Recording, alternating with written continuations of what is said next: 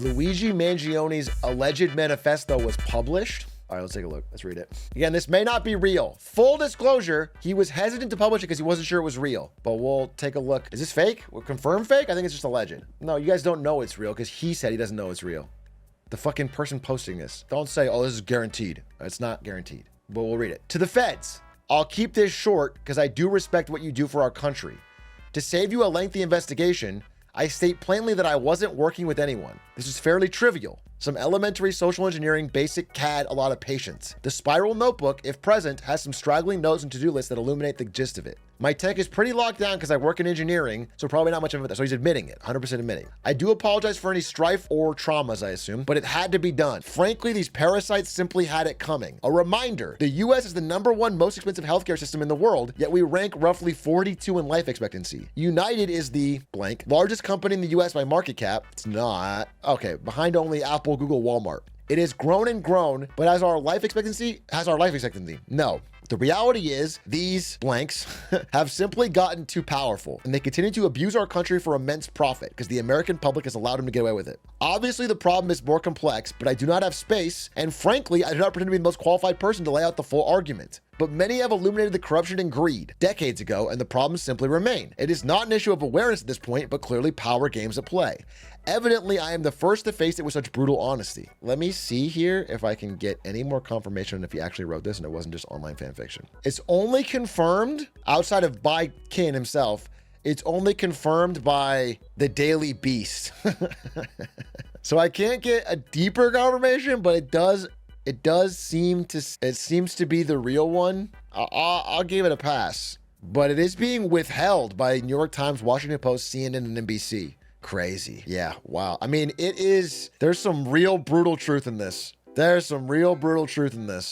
don't think this matters.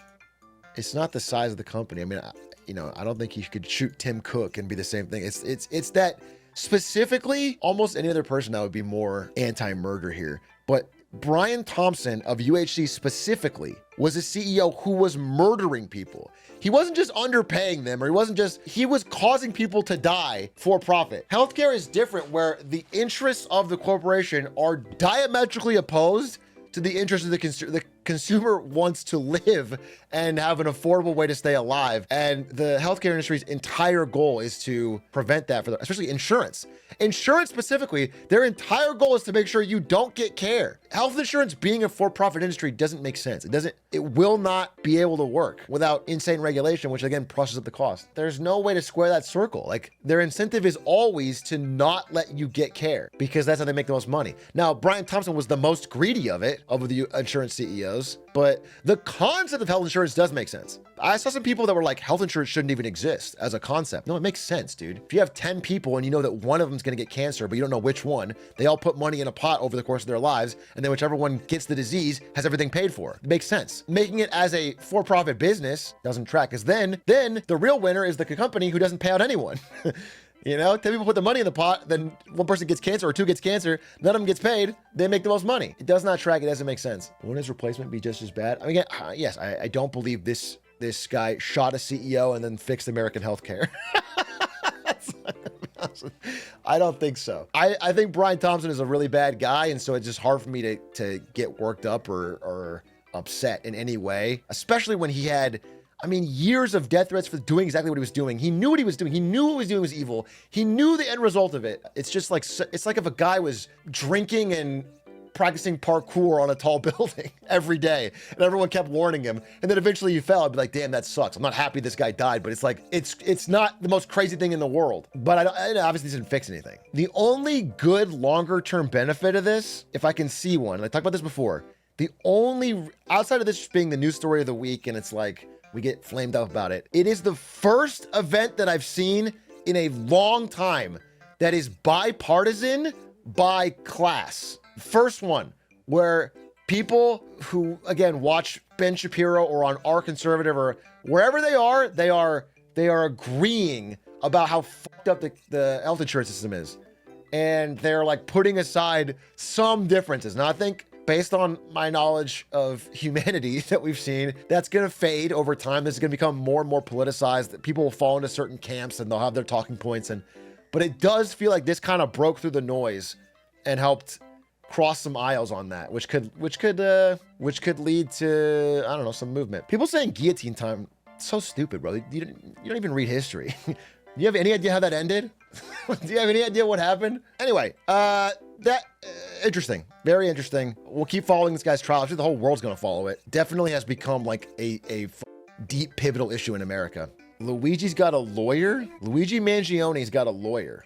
Well, I mean, yeah, I mean, I don't know where you all are from, but I still see people wearing masks. They say numerous masks. A lot of times when you buy masks, you got to buy them, you know, they don't, I guess you can buy them individually, but every time I bought them, they come in boxes. So I don't know. All I can tell you is that's not a crime.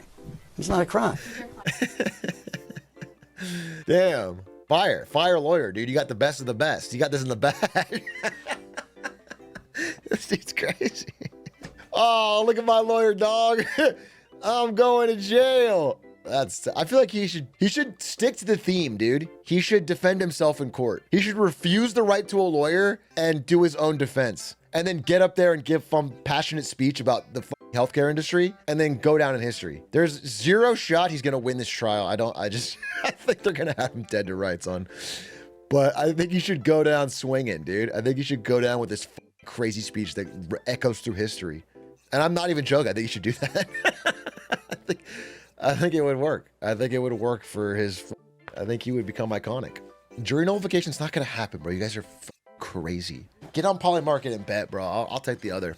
I'll take your money. Hey, Shrug, I love your nuanced take on the whole shooter thing, but I can't support him after reading about all the horrific, violent things he's done while playing video games. Is that a joke or serious? Did he do something while playing video games? Or you just mean violent video games in general? It's a joke. Okay.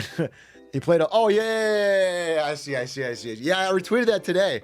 That was crazy. That was crazy. Can you imagine? Wait, look at this. Luigi Mangioni, who was arrested and charged with murder in the shooting death of UHC CEO Brian Thompson, once belonged to a group of Ivy League gamers who played assassins in the game called Among Us. Some players are secretly assigned to be killers in space who perform other tasks while trying to avoid suspicion from other players.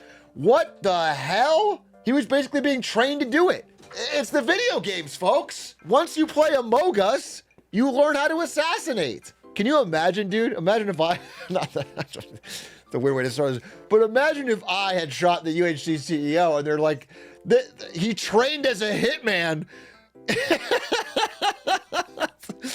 He had thousands of hours in a game called Hitman where he killed CEOs. It would be a video game ban, dude. Speaking of Hitman, I recorded an amazing Hitman video today. Maybe the best, exclude the $1,000 competitions. Like of me, League of Spectacle playing, maybe the best video we've ever made. I don't know, we'll see. To me, wow, fire. Truly fire. Can't say anything most about it, but it'll come out soon. Man, that was so fun. What about the Squeaks vid? I mean, that's a good one. Don't get me wrong. Not good gameplay, good bants. I used your China EV videos to write a paper for my macro econ class and got 100%.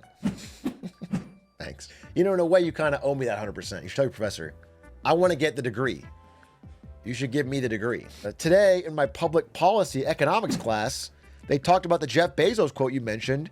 I thought that was cool. Yeah, most teachers just yoink my shit. You know what I'm saying?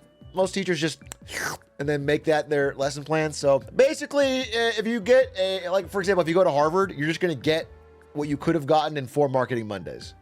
Does that make sense? You could either watch 4 Marketing Mondays or you go to 4 years at Harvard and it's the same amount of knowledge. Yep. As a Harvard student, I can confirm.